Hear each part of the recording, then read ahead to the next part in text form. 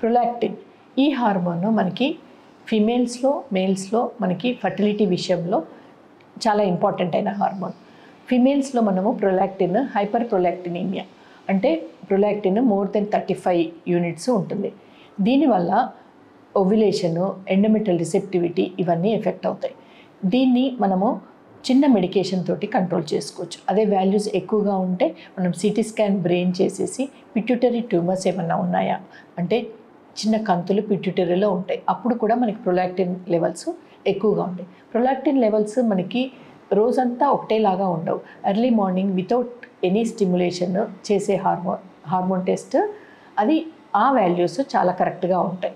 కాబట్టి fasting prolactin అనేది preferable.